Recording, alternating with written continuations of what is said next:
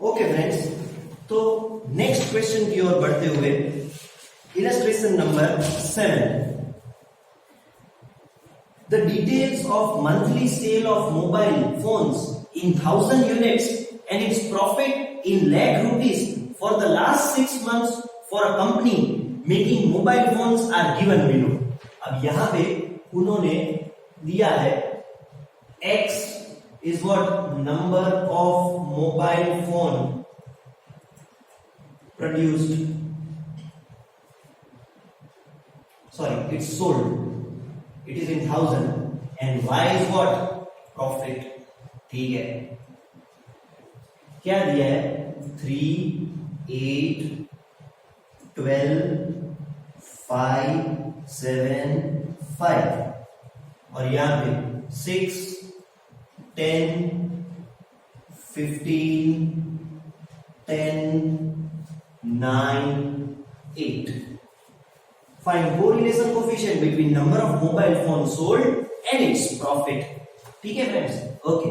अब देखो अगेन सबसे पहले क्या करेंगे, x बार और y बार. x बार के लिए इसका टोटल 11 plus 12 23 28 35 40 40 और यहाँ पे 10 और 6 16 16 और 15 31 प्लस 10 41 50 58 58. ठीक है,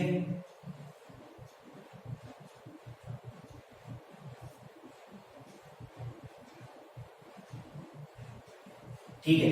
अब x बार के लिए सिग्मा x अपॉन n वो क्या हो जाएगा फ्रेंड्स, 4040 डिवाइडेड बाय कितना है 6 दिया था उन्होंने 6 मंथ्स का, तो ये डिवाइडेड बाय 6 और y bar is equal to sigma y upon n.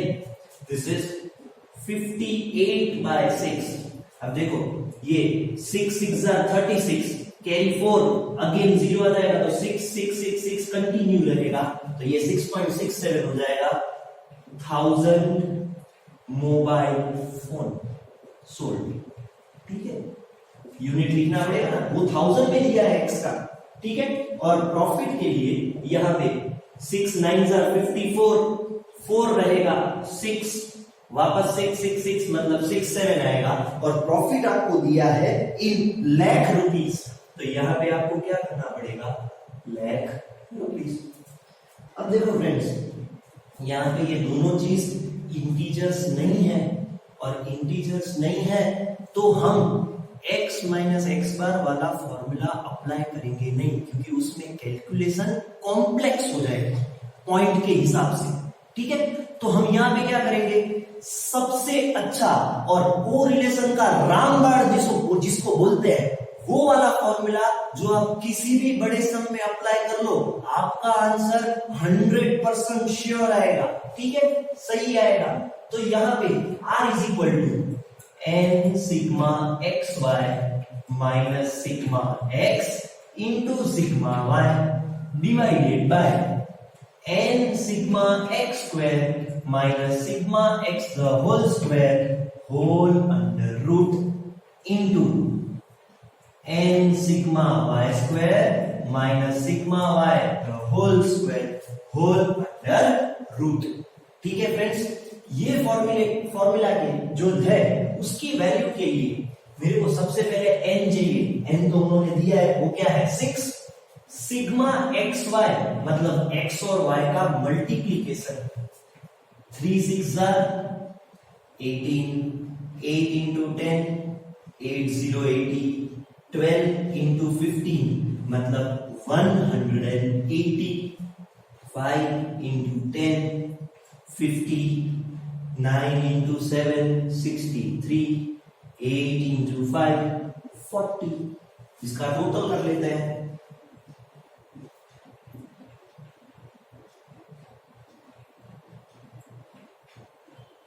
Thirty 33 का कैरी 3 यहां पे 4. ठीक है, फिर सिग्मा एक्स और सिग्मा वाई वो दोनों मेरे पास है, कुछ करने की जरूरत नहीं है. अब डिनोमिनेटर में आते हैं, n मतलब 6 सिग्मा एक्स स्क्वायर. अब देखो ये सिग्मा एक्स स्क्वायर का मतलब क्या है, इंडिविजुअल एक्स का स्क्वायर करो और फिर उसका टोटल करो, ठीक है। 3 का स्क्वायर 9, 8 का स्क्वायर 64, 12 का स्क्वायर 144, 5 का स्क्वायर 25, 7 का स्क्वायर 49, 5 का स्क्वायर 25। और उसी तरीके से ये y वाले में मेरे को y का स्क्वायर चाहिए, ठीक है। तो y square is equal to 6 का स्क्वायर 36, 10 का स्क्वायर सिंपल 100, 15 का स्क्वायर 225, 10 का स्क्वायर 100, 9 का स्क्वायर 81, 8 का स्क्वायर 64, ठीक है। टोटल कर लेते हैं फ्रेंड्स। तो यहाँ पे 9 + 4 13 + 4 17 + 5 22 + 9 31 + 6 36 carry 3, 6 + 3 9 + 4 13 + 2 15 19 21 carry 2 2 + 1 3 6 + 5 11 12 16 carry 1 3 + 1 4 + 2 6 6 + 8 14 14 + 6 20 carry 2। अब 2 + 1 3 5 6 606। बस इसमें इतना ही कैलकुलेशन था। जो प्रीवियस फॉर्मूला से कैलकुलेशन कम है, 3 चीज ढूंढना है, xy x square y square. अब इसको हम फॉर्मूलास में पुटअप करेंगे। तो फॉर्मूला में पुटअप करने में किस तरीके से होगा, n 6 into sigma xy which is 431 minus sigma x 40 into 58 divided by 6 into sigma x square 316 minus sigma x का होल स्क्वायर। अब sigma x कितना है 40 का whole square into 6 multiplied by sigma y square 606 minus 58 का whole square, ठीक है। Okay friends, तो अब मल्टीप्लाई करते हैं। 6 1 6 6 3 18 carry 1 6 4 24 plus 1 25 minus 58 into 4, so 8 4 32 carry 3 23 and 0. Okay, divided by 6 6 36 carry 3 9 18 minus 1600 40 का स्क्वायर कितना होगा 1600। 6 6 36 36 58 का square. Now 58 square we are required to find it in a precise manner। तो यहाँ पे 58 का स्क्वायर कितना हो जाएगा 3364, ठीक है। अब देखिए 2586 minus 2 320, ये है 6, ये है 6 2 96 and 2 and over here 6 minus 4 2 13 minus 6 7 35 minus 33 3636 minus 3364 272 and 606 into 6, yes it's that, fine। अब क्या करेंगे 266 divided by 296 का स्क्वायर रूट 17.2047 into 272 का स्क्वायर रूट 16.4924, ठीक है। अब r का वैल्यू फाइंड आउट करते हैं। 266 डिवाइडेड बाय 17.2047 डिवाइडेड बाय 16.4924, तो यहाँ पे आंसर आता है 0.9375। राउंड ऑफ करेंगे तो 0.94, और मेरा आंसर क्या है? Closer to +1। Therefore, there exists high degree of positive correlation between x and y। समझ में आया फ्रेंड्स? कैलकुलेशन आप कैलसी से ही कीजिएगा, ठीक है। यहाँ पे we have practice, so to an extent we can apply, but you have calci. Calci का इस्तेमाल करो ताकि गिनती में कोई गलती ना हो।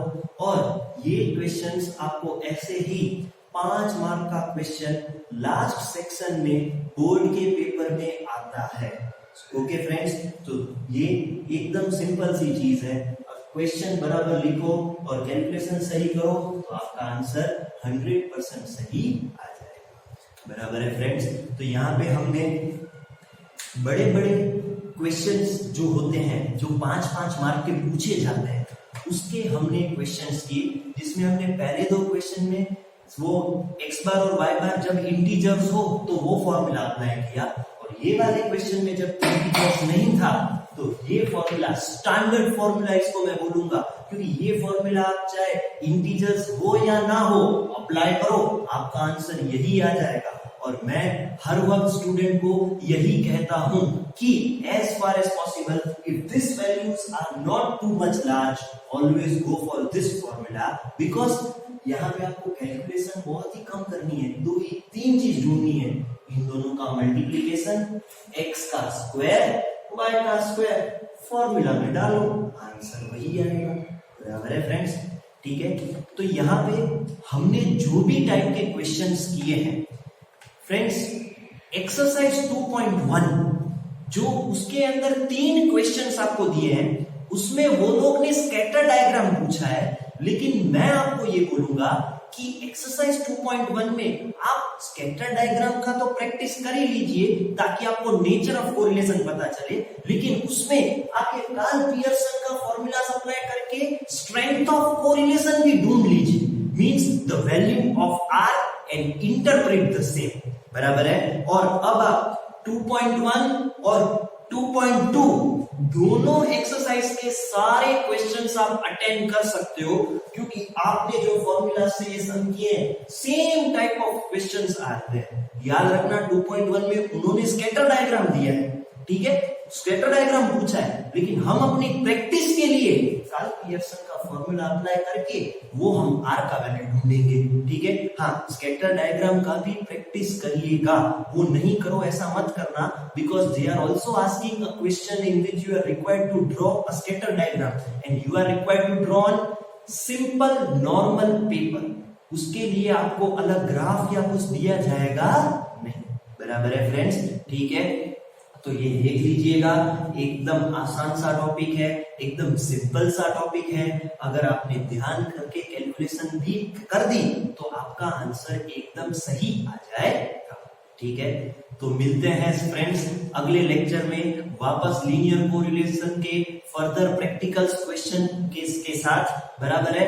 होमवर्क करना मत भूलना, और अभी तक जो आप होमवर्क करके पीडीएफ भेज रहे हो उस तरीके से सारे पीडीएफ भेजते रहिएगा, और कोई भी क्वेश्चन में क्वेरी हो, डाउट हो, आंसर ना आए तो feel free to contact us, but do hard work because we are preparing for board examination of March 2021।